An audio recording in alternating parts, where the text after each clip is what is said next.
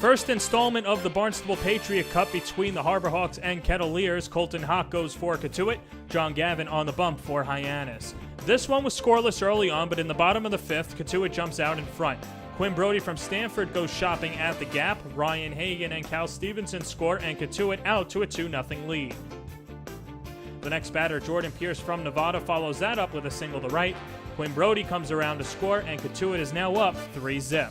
Hawk was stellar on the mound. He threw 6 shutout innings. He gave up 3 hits and struck out 6. Top of the 7th, Hyannis would threaten with Josh Robertson on the mound, and runners on first and second. Chris Hudgens lines a single to right.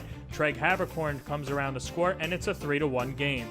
Later in the inning, Jacob Erickson from San Diego State would come in with the bases full, and Erickson was efficient. First he gets Trey Truitt swinging, and then he gets Brad Netzer to ground out to evade the jam.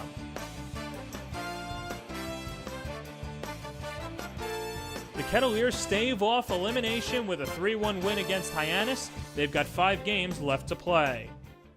Tremendous. I mean, we talked this afternoon some in regards to, kind of what does the team legacy want to be? What is your individual legacy? And, how do you want to approach not only the rest of the season, but, what have we learned?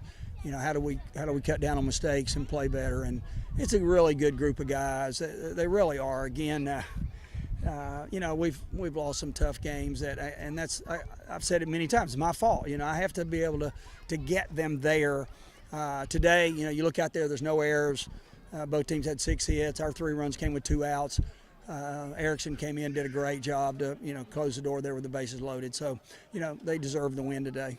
I try not to think about that. I heard before the game that was the case, but one thing I was really trying to do was kind of like a personal goal, just to come up here and try not to go with that, stay within myself. And I give so much credit to Timmy for just calling an unbelievable game back there, and really just took a lot of pressure off the rest of the defense, just the way he was calling the game. And I think that's what allowed me to go through the 6th inning and not overthrow the ball and not lose too much velocity through the process and continue to pitch the ball low. And the defense just really stayed on their toes, and it made for what felt like a quick 6 innings.